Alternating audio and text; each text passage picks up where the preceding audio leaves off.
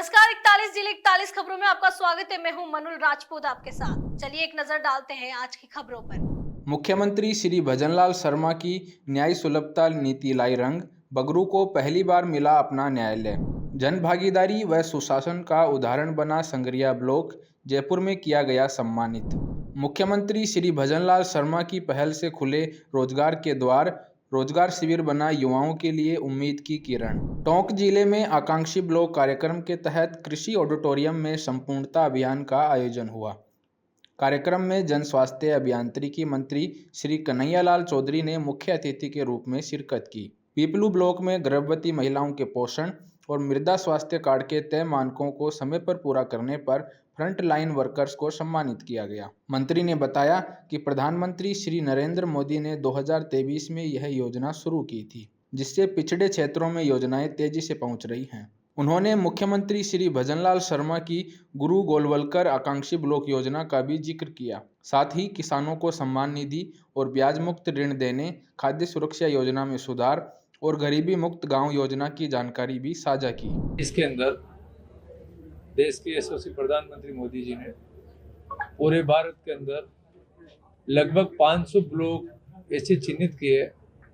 करने पूरे भारत के सभी ब्लॉक किए, बाकी 500 ब्लॉक फर्स्ट स्टेज में किए, जिनके अंदर जितनी भी जन कल्याणकारी योजनाएं भारत सरकार और राज्य सरकारों द्वारा जो चलाई जाती है, उन ब्लॉक के अंदर उन सबका बेनिफिट चिन्हीकरण करके टारगेट लेके उनके अंदर चाहे प्रधानमंत्री आवास का काम हो, चाहे महिला बाल विकास संबंधी जो भी काम हो, स्वास्थ्य संबंधी जो भी काम हो, किसानों के लिए जो भी योजनाएं चल रही है उनका काम हो, जो भी योजनाएं चल रही है उनका पूरा बेनिफिट मिल रहा है नहीं मिल रहा है, इसके लिए ये योजना चालू करी थी। इसमें टोंक जिले के अंदर पीपलू ब्लॉक को चुना था।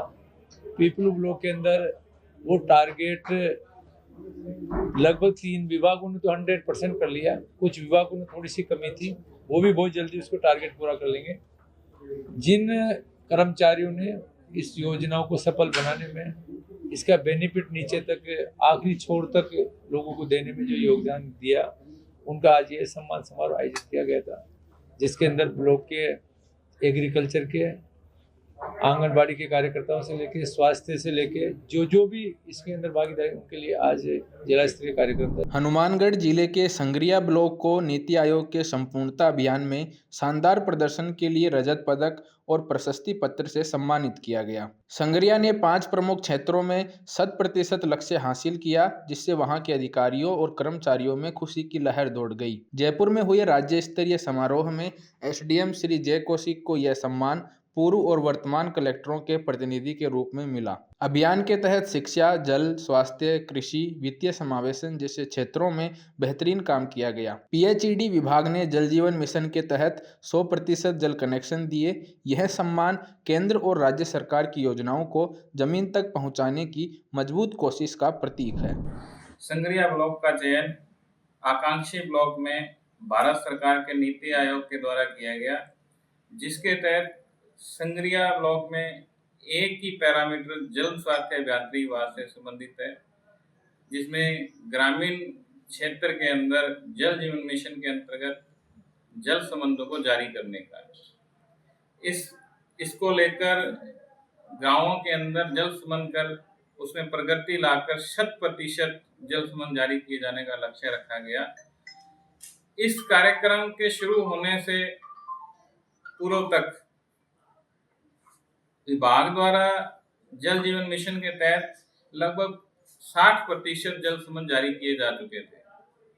इसके पश्चात जल जीवन मिशन के अंतर्गत स्वीकृतियां जारी की गई।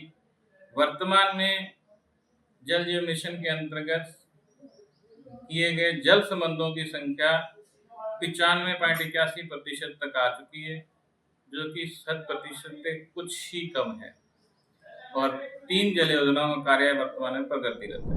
एबीपी ब्लॉक कार्यक्रम में संगरिया ब्लॉक को रजत पदक से सम्मानित किया गया है।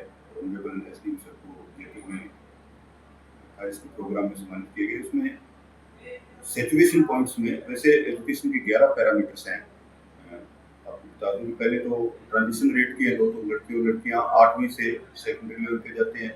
फिर सेकेंडरी में 60% से कितने बच्चे पास आउट हो रहे हैं, लड़के अलग लड़कियां अलग।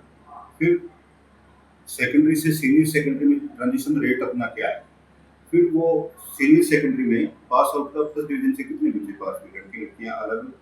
एक CWSN की सुविधाएं और एक एलिमेंट्री स्कूल में PTR रेशियो लेस देन 30, 30 बच्चों से प्रत्येक 30 बच्चों के एक अध्यापक हो, और एक गर्ल्स टॉयलेट की फैसिलिटी हर स्कूल में है या नहीं। ये 11 पैरामीटर्स है। इनमें अपना adequate number of girls toilet facilities against the total number of schools में अपना सेचुरेशन की है जो पैरामीटर संख्या 6 है, वो जो 5 पैरामीटर्स जिनके लिए संग्रिया को सम्मानित किया गया है उनमें एजुकेशन डिपार्टमेंट का ये पैरामीटर शामिल रहा है। उसमें अपने सेचुरेशन लेवल के लिए सभी स्कूलों में गर्ल्स टॉयलेट अवेलेबल है। नमस्कार, आप देख रहे हैं सूरज समाचार और मैं हूं आपके साथ प्रभुराम। इस वक्त हम मौजूद हैं संग्रिया में SDM श्री जय कौशिक जी के साथ। आपको बता दें कि जो नीति आयोग के पैरामीटर्स में संग्रिया का जो ब्लॉक है उसको अग्रणी रहा है और प्रदेश के CM श्री भजन लाल शर्मा ने इनको सम्मानित किया है। हम SDM साहब से इस बारे में जानकारी लेंगे। सर, क्या था इसके अंदर पूरा? नमस्कार प्रभु जी, ये नीति आयोग द्वारा संचालित कार्यक्रम था जिसमें जुलाई 2024 से सितंबर 2024 तक हमारे 3 क्षेत्रों के 6 पैरामीटर्स थे। उन 6 पैरामीटर्स के अंदर हमें 100% सैचुरेशन लाना था। इन 6 के अंदर से 4 पैरामीटर स्वास्थ्य के थे, एक सामाजिक विकास का था और एक कृषि का था। स्वास्थ्य के जो पैरामीटर थे उनमें डायबिटीज की स्क्रीनिंग थी, महिलाओं का टीकाकरण था, उसमें हाइपरटेंशन की स्क्रीनिंग थी, और जो गर्भवती महिलाएं थी उनको ICDS के द्वारा जो पोषण सामग्री प्राप्त होती है उसका मिलना था। और इसके अलावा एग्रीकल्चर के अंदर सोइल हेल्थ कार्ड का वितरण था, और सामाजिक क्षेत्र के अंदर जो सेल्फ हेल्प ग्रुप है उन्हें रिवॉल्विंग फंड का मिलना था। इन 6 पैरामीटर्स में जिन्हें हम KPI कहते हैं, इनमें से 5 KPI में और संग्रिया ब्लॉक ने 100% सैचुरेशन किया था। इन 5 में 100% सैचुरेशन करने की वजह से संग्रिया ब्लॉक को सिल्वर मेडल मिला। सर, आपको सम्मानित किया गया, प्रदेश के CM ने आपको वहां पे जयपुर में कार्यक्रम आयोजित हुआ, उसमें और जिले के कौन अधिकारी थे आपके साथ? इसमें ब्लॉक्स जिनको सम्मानित किया गया था, कांस्य पदक, स्वर्ण पदक और जो सिल्वर मेडल दिए गए थे, इन सभी के जो SDMs थे, इनके वीडियोस भी थे और अन्य ब्लॉक सांख्यिकी अधिकारी भी थे। इसके अलावा जिला कलेक्टर्स भी इसके अंदर सम्मानित हुए थे। जैसे पूरे भारत की बात करें तो किस तरह से संग्रिया का चयन किया गया और कितने ब्लॉक थे, कितने आकांक्षी ब्लॉक थे और पूरे भारत में क्या इसकी स्थिति थी? राजस्थान के अंदर कुल 5 जिले आकांक्षी जिले हैं और 22 ब्लॉक जो है वो आकांक्षी ब्लॉक्स हैं। तो सर, इसके अंदर कितने जैसे पैरामीटर्स थे जिनके ऊपर पहले काम हुआ, तो किस तरह से यहाँ पे शुरू में जैसे इसमें आपको चयन हुआ, इससे पहले क्या इसमें कार्य किया गया था पूरे ब्लॉक में? इसमें कुल हमारे पास 5 क्षेत्र हैं जिसमें स्वास्थ्य, शिक्षा, कृषि, मूल संरचना और सामाजिक विकास। स्वास्थ्य के 14 पैरामीटर्स हैं, शिक्षा के 11 पैरामीटर्स हैं, कृषि के 5 हैं, मूल संरचना के 5 पैरामीटर हैं और सामाजिक विकास के 4 पैरामीटर हैं। ये पैरामीटर सारे इस प्रकार से है, जैसे हम स्वास्थ्य की बात करेंगे तो गर्भवती महिलाओं का टीकाकरण हो गया, स्क्रीनिंग हो गई, और यदि जब हम बात करेंगे शिक्षा की तो शिक्षा के अंदर इसमें जो बच्चों का रिजल्ट है, बच्चों को बुक्स का वितरण है, ये सारी चीजें, ये सारे के सारे पैरामीटर्स इसके अंदर है। एग्रीकल्चर की हम बात करते हैं तो soil card, health card distribution है, ये सारे के सारे इसमें पैरामीटर्स है। इसका उद्देश्य यही है कि इन पैरामीटर्स को, और ये सारे पैरामीटर्स इसी प्रकार से तैयार किए गए हैं जिनको KPI बोलते हैं, कि ये एक जो सबसे निचली कड़ी है समाज की, उस कड़ी तक पहुंचना और उसका विकास करना। तो ये थे हमारे साथ संग्रिया के SDM श्री जय कौशिक जी। सरकार का मकसद है कि जो केंद्र और राज्य सरकार की जो योजनाएं हैं वो कागजों तक सीमित कर नहीं रहे, उनका जो लाभ है वो अंतिम व्यक्ति तक पहुंचे। इसी के तहत जो संग्रिया का आकांक्षी ब्लॉक है अग्रणी रहा है और प्रदेश के CM भजन लाल शर्मा ने इनको सम्मानित किया है। सूरज समाचार के लिए प्रभुराम, संग्रिया। पदमपुर उपखंड कार्यालय में स्वतंत्रता दिवस 2025 की तैयारियों को लेकर बैठक आयोजित हुई, जिसकी अध्यक्षता उपखंड अधिकारी श्री अजीत कुमार गोदारा ने की। बैठक में तय हुआ कि मुख्य समारोह शहीद कैप्टन नौपाल सिद्धू स्टेडियम में होगा, जहां 8:30 बजे ध्वजारोहण के बाद परेड, पीटी व सांस्कृतिक कार्यक्रम होंगे। 6 से 14 अगस्त तक पूर्वाभ्यास चलेगा। अच्छे कार्य करने वाले विद्यार्थियों और कर्मचारियों को सम्मानित किया जाएगा। इसके लिए विभागों को 10 अगस्त तक आवेदन देना होगा। सांस्कृतिक कार्यक्रमों के लिए विद्यालयों का चयन 12 अगस्त को होगा। आयोजन को सफल बनाने के लिए एक समिति बनाई गई है। बैठक में सभी अधिकारियों ने सुझाव दिए और उपखंड अधिकारियों ने सभी का आभार व्यक्त किया। मेड़ता सिटी में 7 दिवसीय मीरा महोत्सव की शुरुआत भव्य शोभा यात्रा से हुई। राजपूत समाज के लोग गाजे बाजे और घुड़सवारों के साथ चारभुजा मंदिर तक भक्ति ध्वजा लेकर पहुंचे। महिलाएं और पुरुष पारंपरिक पहनावे में शामिल हुए। मंदिर पहुंचकर पूजा अर्चना और ध्वजारोहण हुआ। भगवान चारभुजा और संत मीराबाई की रजत रेवाड़ी में स्थापना कर अखंड हरि कीर्तन शुरू किया गया, जो महोत्सव के अंत तक चलेगा। इस मौके पर विधायक श्री लक्ष्मण कलरू, जनप्रतिनिधि, अधिकारी और बड़ी संख्या में श्रद्धालु उपस्थित रहे। विधायक ने मीरा को भक्ति और शक्ति की प्रतीक बताया और मुख्यमंत्री व अन्य मंत्रियों का आभार जताया। उन्होंने मीरा महोत्सव को राष्ट्रीय पहचान दिलाने का भरोसा भी दिलाया। देखिए, सबसे पहले हम भाग्यशाली हैं और ईश्वर का आभार प्रकट करते हैं कि हमें इस धरती पर जन्म दिया, माँ मीरा धरती पे, जो राजस्थान नहीं, मेड़ता नहीं, पूरे विश्व भर में विश्व प्रख्यात है भक्ति के चलिए। तो कृष्ण भगवान ने अनुरूप भक्ति थी मेरा माँ मीरा की। तो हम सब बहुत सौभाग्यशाली हैं और आज से आगाज हुआ है मीरा महोत्सव का और आगामी 6 तारीख तक चलेगा, अगस्त तक ये। तो हम सब लोग कमेटी के सदस्य और पूरा शहरवासी, हम सब लोग एरिया के लोग मिले हुए हैं, तो भव्य प्रोग्राम हो। विशेष तौर से सरकार का आभार उनका आभार प्रकट करूंगा मैं कि उन्होंने इसको राज्य कैलेंडर में शामिल किया है। तो आने वाली पीढ़ियों तक हमारा जब मीरा महोत्सव चलता रहेगा और सरकार में भागीदारी निभाती रहेगी। तो पुनः मैं समस्त क्षेत्रवासियों को, पूरे विश्व भर को, पूरे भारतवासियों को बधाई दूंगा मेड़ता के विधायक बनाते कि आप सब लोग यहाँ पधारिए, माँ मीरा का दर्शन कीजिए और इस भव्य मेला का। सीकर जिले के खाटू धाम में श्रद्धालुओं को शुद्ध और सुरक्षित प्रसाद देने के लिए शुद्ध के लिए युद्ध अभियान शुरू किया गया। सीएमएचओ डॉक्टर अशोक महरिया के निर्देश पर 2 टीमें बनाई गईं, जिन्होंने मंदिर परिसर और आसपास की मिठाई व प्रसाद की दुकानों का निरीक्षण कर करीब 2 दर्जन सैंपल लिए। ये सैंपल जांच के लिए जयपुर भेजे गए हैं। खाद्य सुरक्षा अधिकारी श्री गोवर्धन ख्यालिया ने बताया कि मिलावट या गंदगी मिलने पर कड़ी कार्रवाई होगी। अभियान के दौरान दुकानदारों में हलचल मच गई और उन्होंने सफाई पर ध्यान देना शुरू किया। टीमों ने दुकानदारों को स्वच्छता और खाद्य सुरक्षा नियमों की जानकारी दी। यह अभियान आगे भी जारी रहेगा। खाटू श्याम जी बहुत बड़ा एक धार्मिक स्थल है और इसमें मिठाइयों का कारोबार बहुत ज़्यादा होता है, इसलिए बार बार एक विशेष अभियान चलाकर मिठाइयों की क्वालिटी चेक की जाती है। इसी के तहत आज 2 मुख्य चिकित्सा एवं स्वास्थ्य अधिकारी डॉक्टर अशोक महरिया जी ने 2 टीमों का गठन किया है, जो एक गोगराज जी पीएमओ खाटू श्याम जी, दूसरी टीम नितेश जी बीसीएमओ ब्लॉक मुख्य चिकित्सा एवं स्वास्थ्य अधिकारी पलसाना।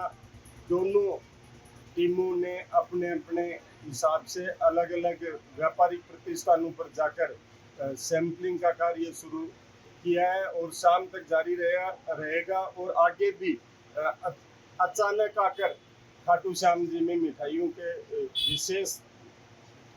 विशेष तरीके से सैंपल लिए जाएंगे और आगे भी अभियान जारी रहेंगे ताकि जनता को खाद्य पदार्थ क्वालिटी के मिले, गुणवत्तापूर्वक मिले। मुख्यमंत्री श्री भजनलाल शर्मा के निर्देश पर राजस्थान सरकार किसानों को आधुनिक खेती से जोड़ने के लिए सक्रिय है। इसी के तहत कृषि उद्यानिकी अधिकारी खेतों में जाकर मसाला मिर्च की फसल का निरीक्षण कर रहे हैं और किसानों को उन्नत तकनीकी जानकारी दे रहे हैं। सहायक कृषि अधिकारी श्री रफीक अहमद कुरैशी ने बताया कि मिर्च की फसल में पर्णकुंचन और विषाणु रोग आम हैं, जिनका समय पर इलाज जरूरी है। उन्होंने खेतों में कीट और रोग नियंत्रण की तकनीकें और सरकारी योजनाओं की जानकारी दी। इससे किसानों को आर्थिक मदद और बेहतर उत्पादन की उम्मीद है। यह पहल किसानों को सशक्त बनाने और ग्रामीण अर्थव्यवस्था को मजबूत करने की दिशा में अहम कदम है। कृषि अधिकारी उद्यान विभाग से हमारे मिर्ची रोग में देखने के लिए आए, अच्छे उत्पादन के लिए कुछ अच्छी जानकारी बताई, अच्छा उत्पादन के बारे में बताया, कृषि संबंधी जानकारी दी। राज्य सरकार के हरियालो राजस्थान अभियान के तहत खीवसर उपखंड के बिरलोका गांव में एक पेड़ मां के नाम कार्यक्रम आयोजित हुआ। इस मौके पर विकास अधिकारी श्री अनिल कुमार ने पेड़ों की अहमियत बताते हुए कहा कि धरती को हरा भरा और पर्यावरण को सुरक्षित रखने के लिए पेड़ लगाना जरूरी है। उन्होंने सभी लोगों को अधिक से अधिक पौधे लगाकर उनकी देखभाल करने का संकल्प दिलाया। ग्राम विकास अधिकारी श्री मनीष बिश्नोई ने युवाओं को अपनी मां के नाम एक पेड़ लगाने के लिए प्रेरित किया। कार्यक्रम में बड़ी संख्या में ग्रामीणों ने भाग लिया और पेड़ लगाने के इस नेक कार्य में सहयोग का संकल्प लिया। यह पहल पर्यावरण सुरक्षा की दिशा में एक प्रेरणादायक कदम है। कोटा विश्वविद्यालय में नई शिक्षा नीति 2020 के 5 साल पूरे होने पर एक राष्ट्रीय कार्यशाला आयोजित की गई। इस आयोजन में देश भर से आए शिक्षाविदों ने नई नीति की उपलब्धियों, चुनौतियों और भविष्य की संभावनाओं पर चर्चा की। कार्यशाला में बताया गया कि शिक्षा नीति का उद्देश्य तकनीकी ज्ञान के साथ साथ भारतीय संस्कृति को भी बढ़ावा देना है। अमृत काल में भारत को वैश्विक आर्थिक शक्ति बनाने के लिए नई शिक्षा प्रणाली जरूरी है। कार्यक्रम में नीति के अमल के लिए जरूरी मानव और आर्थिक संसाधनों, शासन की भूमिका और भविष्य की तैयारियों पर विशेष जोर दिया गया। नई शिक्षा नीति 2020 पर चूंकि 5 साल पूरे हो गए, आज के दिन बनी थी और हमारे देश के यशस्वी प्रधानमंत्री जी नरेंद्र भाई जी मोदी ने उनको आज के दिन घोषणा की थी। तो 5 वर्ष पूरे होने पर उस शिक्षा नीति में क्या हुआ, अभी तक क्या हम कर पाए, उसकी समीक्षा करना और आने वाले जो अभी तक चुनौतियां आई उसको देखना, इसमें और संभावनाएं क्या है वो देखना और आगे हम क्या कर सकते हैं उस पर विचार करने के लिए ये संगोष्ठी कोटा विश्वविद्यालय कोटा और वर्धमान महावीर खुला विश्वविद्यालय के संयुक्त तत्वाधान में जो शैक्षिक महासंघ बना हुआ है उन लोगों ने मिलकर ये रखी। और हमारा सबका सौभाग्य है कि शैक्षिक महासंघ के राष्ट्रीय अध्यक्ष प्रोफेसर नारायण जी गुप्ता उसमें आए थे और दिल्ली जामिया विश्वविद्यालय में काम करने वाले प्रोफेसर निमित चौधरी उसमें विशेष अतिथि के नाते थे। राष्ट्रीय कार्यशाला में राष्ट्रीय शिक्षा नीति के 5 साल होने का एक अच्छा ये समय की रेखा पर एक अच्छा बिंदु है जहां पर हम पूरी 5 साल की यात्रा को रिव्यू कर सकें और आगे के मार्ग को तय कर सकें। तो इसलिए 5 साल में राष्ट्रीय शिक्षा नीति किस तरह से आगे बढ़ी है, क्या उसकी उपलब्धियां रही है, क्या परिवर्तन आए हैं, इसके इम्प्लीमेंटेशन में क्या चैलेंजेस हैं, क्या कमियां हम महसूस कर रहे हैं ज़मीन पर और उसके आगे के मार्ग क्या हो सकते हैं। शासन से जो हमारी अपेक्षा है, शिक्षकों से जो अपेक्षा है और समाज से जो अपेक्षा है, सारे स्टेक होल्डर मिलकर देश को राष्ट्रीय शिक्षा नीति के आत्मा के अनुसार आगे ले जा सके, इस दिशा में इस संगोष्ठी में मंथन किया जा रहा है।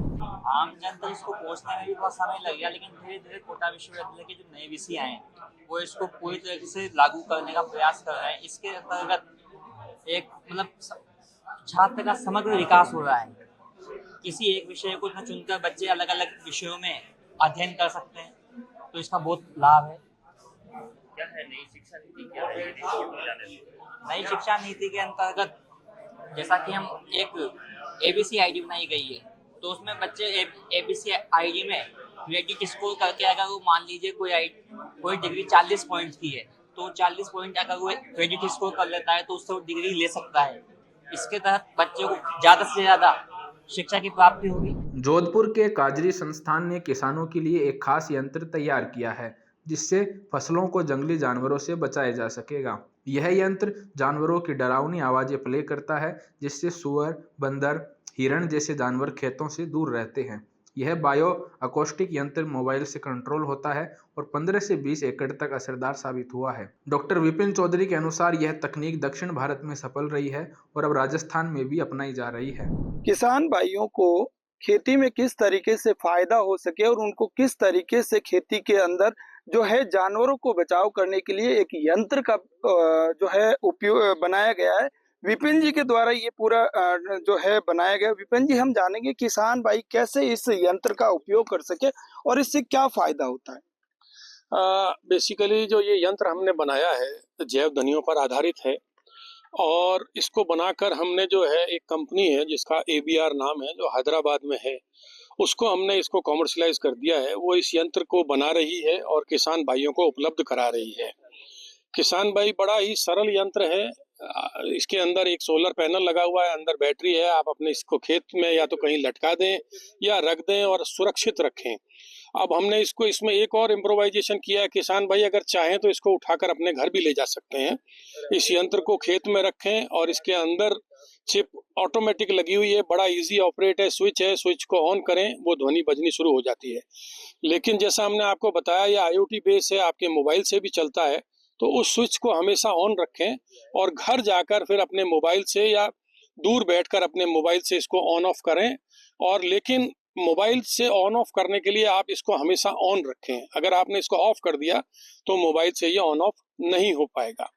अब इसको बनाने में हमें काफ़ी प्रयास करना पड़ा और काफ़ी सारे इंजीनियरों का सहयोग लिया हमने, IoT इंजीनियर का सहयोग लिया, एक साउंड इंजीनियर का सहयोग लिया जो कि एकॉस्टिक्स का बहुत अच्छा जानकार हो, क्योंकि हमने इन ध्वनियों को चिप के ऊपर लिया है तो चिप के ऊपर इनकी फ्रीक्वेंसियों को नियंत्रित किया है। इसका कारण ये है कि एक नियंत्रित फ्रीक्वेंसी सुनाई आती है, तो उस फ्रीक्वेंसी से ये ज़्यादा नहीं होनी चाहिए और उस फ्रीक्वेंसी से ये कम नहीं होनी चाहिए। इसीलिए ये जो है मैं कहता हूँ कि साहब ये रिसर्च मटेरियल है, इस रिसर्च को करके हमने इसको जो है चिप में डाला है और चिप में डालने के बाद में इसको इस तरह से रखा है कि थोड़ी देर आपकी ध्वनि बजेगी, उसके बाद गैप आ जाएगा, फिर कोई दूसरी ध्वनि बजेगी, फिर गैप आएगा या फिर 3-4 ध्वनियाँ लगातार बजेंगी और फिर ये अलग अलग समय पर अलग अलग तरह से बजेंगी। इसका उद्देश्य यही है कि जो जानवर है वो बहुत ही चतुर है, वो इन ध्वनियों के प्रति एक्लिमेटाइज नहीं हो जाए और इन ध्वनियों के प्रति जो है सुन के फिर जो है आना वापस शुरू ना कर दे, इसलिए इनको हमने रैंडमाइज किया है। और उसके साथ हम ये अनुशंसा करते हैं किसान भाई से कि इसकी जब आवश्यकता हो तभी आप इसको जो है चलाएं, नहीं तो इसको रहने दें। अच्छा, बात करें इस यंत्र के अंदर ध्वनियों की, तो किस किस जानवर की इसमें ध्वनि रखी गई है? इसका सर एक उद्देश्य ये होता है, जो ये हमारे जितने भी बड़े जानवर हैं, जैसे आदमी एक दूसरे से बात करता है, ये भी आपस में एक दूसरे से बात करते हैं। तो जैसे इनकी आपस में नॉर्मल बात, कहीं जा रहे हैं तो वो अलग तरह से ध्वनि निकालते हैं ये, लेकिन अगर कहीं कोई खतरा है तो ये अलग तरह की ध्वनि निकाल कर अपने जितने भी साथी हैं उनको सावचेत कर देते हैं। और उसके अतिरिक्त कई बार क्या होता है, जब जानवर चल रहा होता है तो किसी खड्डे में या किसी फेंस में फंस जाता है, जब वो फंस जाता है तो वो चेतावनी की ध्वनि निकालता है, उसका वो अलग तरह से होती है।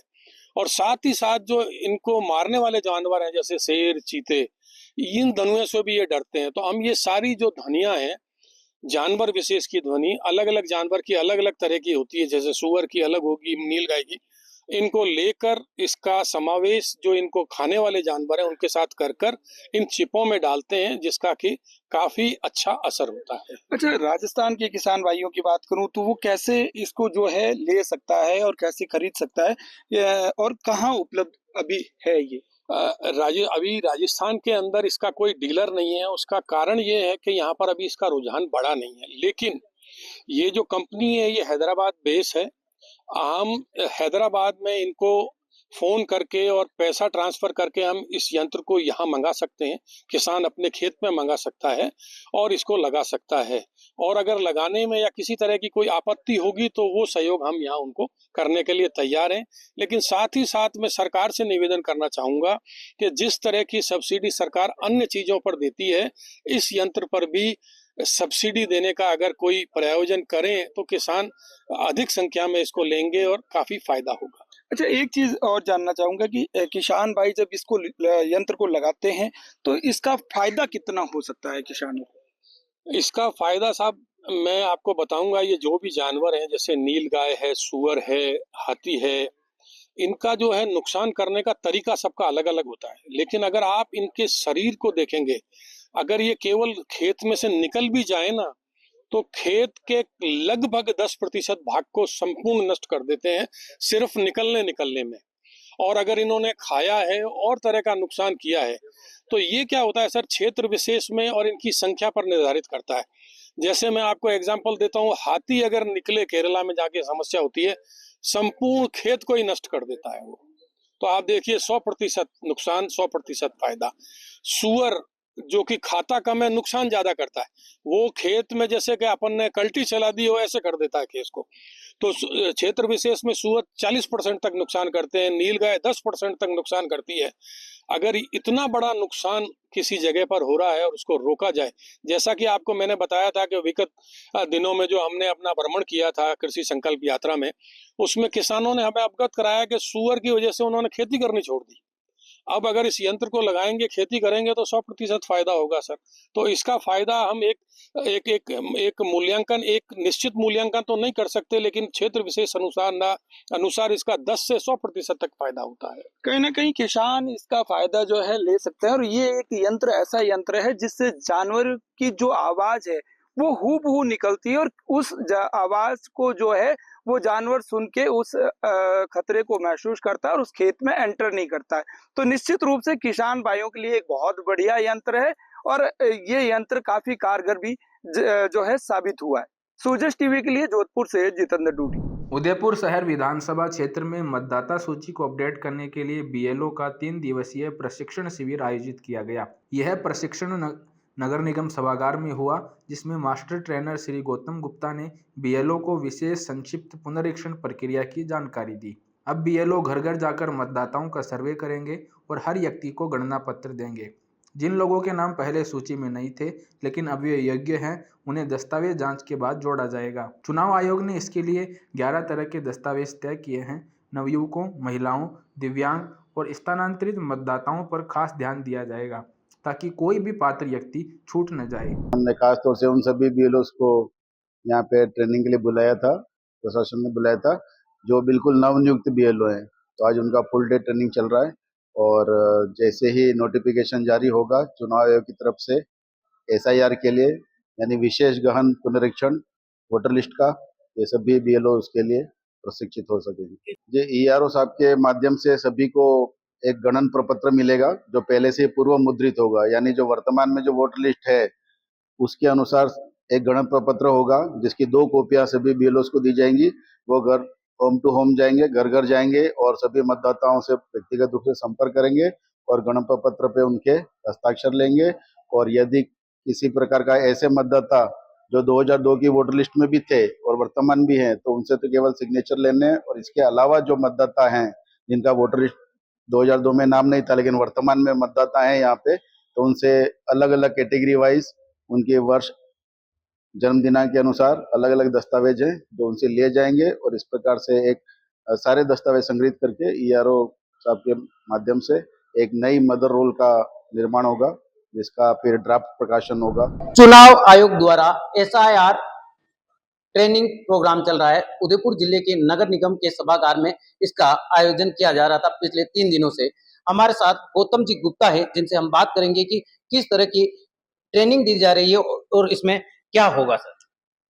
जी, चुनाव आयोग के दिशा निर्देश के अनुसार शहरी विधानसभा के अंतर्गत जितने भी वार्ड हैं उनसे संबंधित, हमारे यारो साहब भी जा रहे हैं अगर, तो उनसे संबंधित जितने भी बीएलओज हैं उनको एसआईआर प्रोग्राम यानी कि विशेष गहन पुनरीक्षण कार्यक्रम है, जिसके अंदर सारी वोटर लिस्ट एकदम नई बनेगी और उस संबंध में क्या कुछ किया जाना है, किन दिशा निर्देशों का पालन करना है, इस संबंध में हम सभी बीएलओज को प्रशिक्षण दे रहे हैं। ये प्रशिक्षण 3 दिन से चल रहा है। 28 तारीख से ये प्रारंभ हुआ और आज इसका अंतिम दिवस है। सर, नई वोटर लिस्ट में जो मतदाता नहीं है, जिनका नाम नहीं है 2000 के बाद में, 2002 के बाद में, उनको किस तरह नए दस्तावेज देने और क्या प्रक्रिया रहेगी इसकी? जी, इसके अंतर्गत जो बेस है वो 2002 की वोटर लिस्ट है। इसके पहले जो ये एसआईआर का प्रोग्राम हुआ था विशेष गहन पुनरीक्षण, वो 2002 में हुआ था राजस्थान में। तो इसके 23 वर्ष के बाद ये वापस प्रोग्राम हो रहा है। इसके पहले बीच में जो प्रोग्राम चलते हैं वो एसएसआर कहलाते हैं, यानी विशेष संक्षिप्त पुनरीक्षण, जिसमें मतदाताओं का नाम जोड़ा जाता है, नवीन मतदाताओं का, और अगर कोई डेथ हो गया तो उनका नाम हटता रहता है। लेकिन अब ये एसआईआर के अंतर्गत एक तरह से, जैसा इसका नाम है विशेष गहन पुनरीक्षण है, तो इसमें 2002 की वोटर लिस्ट के अनुसार इसमें देखा जाएगा कि अगर वर्तमान में जो मतदाता है यदि उसका नाम 2002 की वोटर लिस्ट में भी था तो उसको केवल एक गणन प्रपत्र दिया जाएगा बीएलओ के माध्यम से। उसके ऊपर उनको हस्ताक्षर करने और अपनी जो जितने भी डिटेल है वो चेक कर लेनी है और वो बीएलओ साहब को सबमिट कर दी जाएगी। यदि उनका 2002 की वोटर लिस्ट में नाम नहीं है और वर्तमान की वोटर लिस्ट में नाम है तो फिर उनको उनकी एज के अनुसार, 3 प्रकार के क्राइटेरिया हैं, उनको अपनी एज के अनुसार दस्तावेज देने हैं। सर क्या क्या दस्तावेज जिनका नाम नहीं उनको क्या क्या दस्तावेज देने हैं? मतलब जैसे कि आपने अभी बताया कि 11 प्रकार के दस्तावेज शामिल किए गए हैं सरकार चुनाव आयोग द्वारा, तो क्या क्या दस्तावेज होंगे इसमें? जी, इसके अंदर एक पहले से ही कह दूं कि इसके अंदर आधार कार्ड, अभी तक के जो दिशा निर्देश है उसमें आधार कार्ड, राशन कार्ड, है ना, इस तरह के कार्ड जो हैं वो मान्य नहीं है। इसमें 11 प्रकार के दस्तावेजों की ईसीआई के माध्यम से हमको पहले से ही दस्तावेज बताए गए हैं कि इन्हीं का प्रयोग होगा। जैसे कि केंद्र सरकार या राज्य सरकार या पीएसयू के कोई कर्मचारी हैं, तो अगर वो पूर्व कर्मचारी रहे तो उनके पीपीओ ऑर्डर वगैरह या उनसे संबंधित कोई आइडेंटिटी कार्ड, और अगर मान लीजिए कि किसी के पास बैंक खाता है लेकिन वो भी 1 जुलाई 1987 से पूर्व का बैंक खाता जो है ना, डायरी है, वो मान्य होगी, वर्तमान वाली नहीं होगी। इसके अलावा सक्षम अधिकारी के माध्यम से मूल निवास, जन्म प्रमाण पत्र, SC ST OBC का प्रमाण पत्र ये मान्य होंगे। और वन अधिकार क्षेत्र के अंतर्गत पट्टा मिला हो, गृह आवंटन हुआ हो, इस प्रकार के 11 कागज है, जिसमें 2 तो NRC संबंधित है जो राजस्थान में लागू नहीं है, बाकी 9 दस्तावेज तो एक सामान्य निवासी जो राजस्थान में निवास करता है वो उपलब्ध करा सकता है। सर अभी बीएलओ को ट्रेनिंग दी जा रही है, कैसे जाएंगे, घर घर जाएंगे या किस तरह का प्रोसेस रहेगा, और किस तरह ये लोगों से कनेक्ट होंगे और क्या क्या दस्तावेज शामिल करेंगे? जी, हमारे सभी बीएलओ साथियों को पूर्व मुद्रित उनको गणन पत्र मिलेगा, जो कि वर्तमान की जो वोटर लिस्ट है उस आधार पे उनको मिलेगा गणन पत्र। वो होम टू होम जाएंगे और मतदाताओं से संपर्क करेंगे और उनको वो गणन पत्र देंगे, और उनसे अगर वो 2002 की वोटर लिस्ट में भी थे तो उनको किसी अन्य प्रकार के दस्तावेज नहीं देना है, उनके हस्ताक्षर होंगे और वो DRO साहब के कार्यालय में जमा कराएंगे। यदि उनका 2002 की वोटर लिस्ट में नाम नहीं है तो फिर आयु के अनुसार जो 3 कैटेगरियां हैं अलग से BLOs को दिशा निर्देश किया गया है, उससे संबंधित वो दस्तावेज प्राप्त करेंगे और उनको ERO कार्यालय में उनको जमा कराएंगे, ताकि एक ड्राफ्ट का प्रकाशन हो सके नई वोटर लिस्ट का। एक प्रकार से नई मदर रोल बन रही है इसमें, जिससे कि पूरी तरह से वोटर लिस्ट का शुद्धिकरण हो। और इसका मुख्य उद्देश्य है कि एक भी योग्य मतदाता छूटे नहीं और एक भी अयोग्य मतदाता उस वोटर लिस्ट में जुड़े नहीं। तो बिल्कुल ये सर थे जिन्होंने हमें बताया कि निर्वाचन आयोग द्वारा नई मदर रोल बनाई जा रही है, जिसके तहत 11 दस्तावेज जो 2002 से पहले मतदाता नहीं थे उन्हें प्रस्तुत करने पड़ेंगे। सुदेश समाचार के लिए शंकर सरगरा की रिपोर्ट। रानी स्टेशन ब्लॉक में नीति आयोग के आसान्वित ब्लॉक कार्यक्रम के तहत संपूर्णता अभियान में 100% लक्ष्य पूरा करने पर सम्मान समारोह हुआ। कार्यक्रम में मारवाड़ विधायक श्री केसाराम चौधरी और जिला कलेक्टर श्री LN मंत्री ने स्वास्थ्य, महिला व बाल विकास, कृषि, आजीविका और अन्य विभागों के 50 कर्मचारियों को सम्मानित किया। इस मौके पर आकांक्षा हाट प्रदर्शनी भी लगी, जिसमें हस्त निर्मित वस्तुओं की स्टॉल लगाई गई। अभियान में 6 प्रमुख संकेतकों जैसे गर्भवती महिलाओं की देखभाल, मधुमेह जांच, पोषण, मृदा कार्ड, रिवॉल्विंग फंड वितरण आदि में 100% लक्ष्य हासिल किया गया। कार्यक्रम में कई प्रशासनिक अधिकारी और जनप्रतिनिधि मौजूद रहे। जिला कलेक्टर श्वेता चौहान की अध्यक्षता में राइजिंग राजस्थान इन्वेस्टर्स मीट में हुए MOU और CSR कार्यों को लेकर समीक्षा बैठक हुई। जिला कलेक्टर ने कहा कि MOU के तहत जो परियोजनाएं तय की गई हैं उनका जमीन पर असर दिखना चाहिए। जिन कामों में देरी हो रही है उन्हें जल्द पूरा करें और हर हफ्ते प्रगति रिपोर्ट भेजें।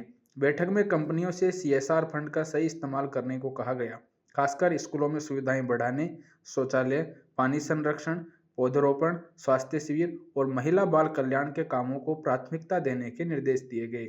बैठक में कई अधिकारी और कंपनियों के प्रतिनिधि मौजूद रहे।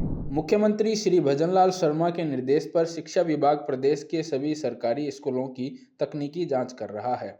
ब्लॉक स्तर पर जर्जर भवनों की पहचान के लिए सर्वे टीम बनाई गई है, जिसमें प्रशासन और तकनीकी अधिकारी शामिल हैं। ये टीमें स्कूल जाकर भवनों की स्थिति का जायजा ले रही हैं। जांच के बाद खतरनाक कमरों को बंद किया जा रहा है और सुरक्षित कमरों में विद्यार्थियों के बैठने की व्यवस्था की जा रही है। जर्जर भवनों की मरम्मत और उन्हें जीर्ण शीर्ण घोषित करने के प्रस्ताव भी भेजे गए हैं। फिलहाल ब्लॉक के 13 सरकारी स्कूलों को मरम्मत के लिए बजट मिल चुका है। जहां भवन जर्जर हैं वहां वैकल्पिक व्यवस्था की जा रही है।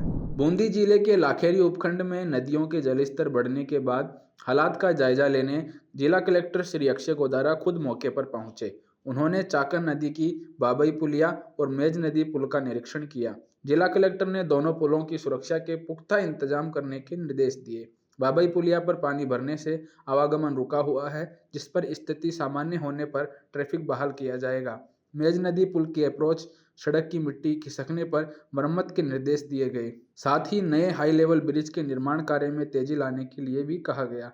प्रशासन पूरी तरह सतर्क है और सुरक्षा के सभी इंतजाम सुनिश्चित किए जा रहे हैं। प्रधानमंत्री टीबी मुक्त भारत अभियान के तहत कलेक्ट्रेट में विशेष कार्यक्रम हुआ। इसमें जिला कलेक्टर श्री अरुण कुमार हसीजा ने खुद निश्चय मित्र बनकर टीबी रोगियों को पोषण किट बांटी। उन्होंने जिले के हर ब्लॉक से एक मरीज को गोद लेकर 8 मरीजों को पोषण सहायता देने का संकल्प लिया। इससे मरीजों को न सिर्फ पोषण मिलेगा बल्कि मानसिक और सामाजिक सहयोग भी मिलेगा। इस मौके पर स्वास्थ्य विभाग के अधिकारी और टीबी नियंत्रण कार्यक्रम से जुड़ा पूरा स्टाफ मौजूद रहा। कलेक्टर ने सभी ब्लॉक के चिकित्सा अधिकारियों को निर्देश दिए कि वे अपने अपने क्षेत्र में अधिक से अधिक अधिकारियों को निश्चय मित्र बनाएं ताकि ज्यादा मरीजों को पोषण सहायता मिल सके। अलवर जिला प्रशासन और कौशल नियोजन एवं उद्यमिता विभाग की ओर से रोजगार सहायता शिविर लगाया गया। शिविर में बड़ी कंपनियों ने भाग लिया और बेरोजगार युवाओं को नौकरी के मौके दिए। करीब 500 युवा रोजगार की उम्मीद में शिविर में पहुंचे। कार्यक्रम के मुख्य अतिथि रामगढ़ विधायक श्री सुखवंत सिंह थे। उन्होंने बताया कि भजनलाल सरकार हर बेरोजगार को काम देने के लिए प्रतिबद्ध है।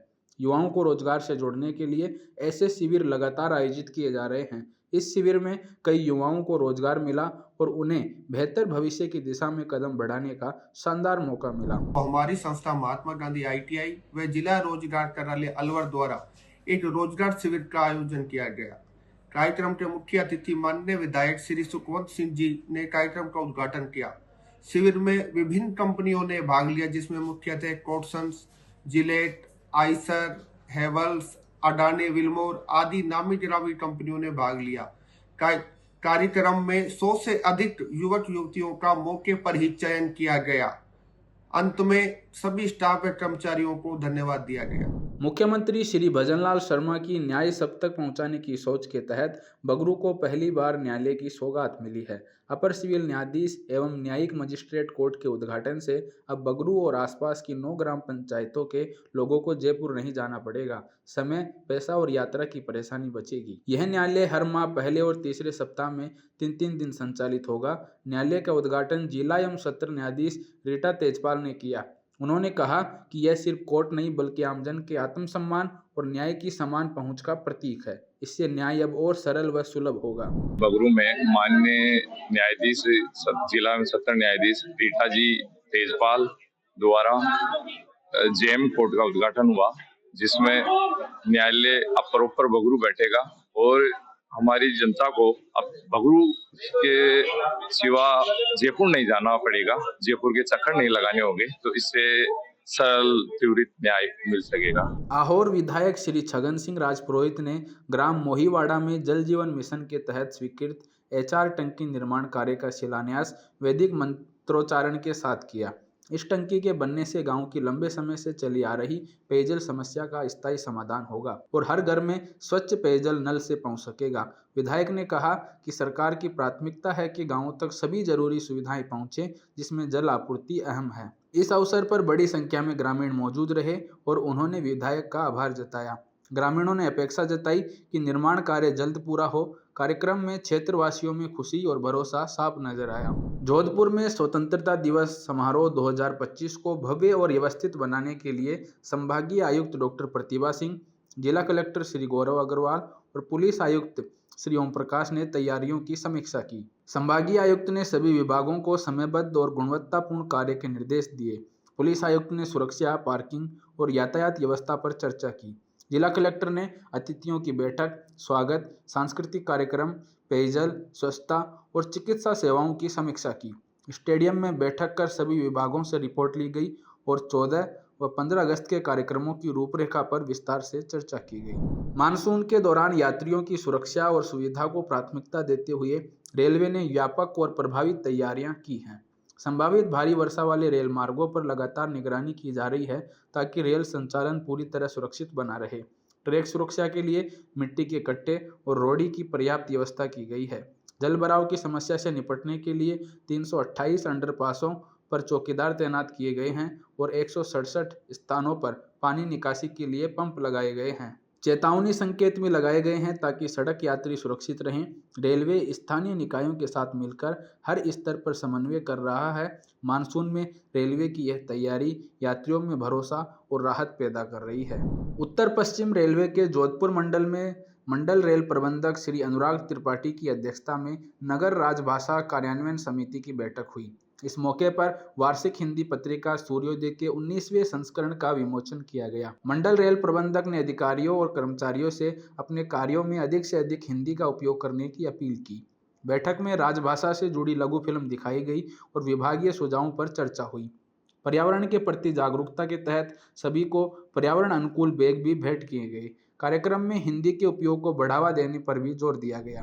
बानसूर विधानसभा क्षेत्र के जर्जर स्कूल भवनों की मरम्मत के लिए राज्य सरकार ने 1,09,40,000 रुपये मंजूर किए हैं। अब इन स्कूलों में जरूरी मरम्मत, छत लीक, शौचालय निर्माण और अन्य सुधार किए जाएंगे, जिससे बच्चों को सुरक्षित और बेहतर पढ़ाई का माहौल मिलेगा। मरम्मत का काम जल्द शुरू होगा। जिन स्कूलों में काम होगा उनमें गिरुडी, आलनपुर, भूपसेड़ा, इशारा का बास, मल्लुवास, शाहपुर, इंद्राड़ा, कानपुर और बसई नरूका के स्कूल शामिल हैं। लोगों ने मुख्यमंत्री श्री भजनलाल शर्मा और शिक्षा मंत्री श्री मदन दिलावर का आभार जताया है।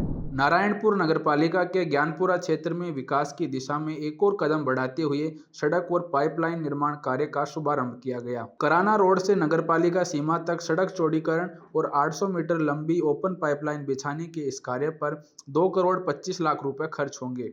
मुख्य अतिथि विधायक श्री देवी सिंह शेखावत ने बताया कि मुख्यमंत्री श्री भजनलाल शर्मा के नेतृत्व में राज्य सरकार हर क्षेत्र में तेजी से विकास कर रही है। उन्होंने कहा कि सड़क और पेयजल जैसी मूलभूत सुविधाएं सरकार की प्राथमिकता में हैं। इस कार्य से आमजन को सुगम आवागमन और बेहतर जल सुविधा मिलेगी। स्थानीय नागरिकों और जनप्रतिनिधियों ने इस पहल को सराहा और सरकार का आभार जताया।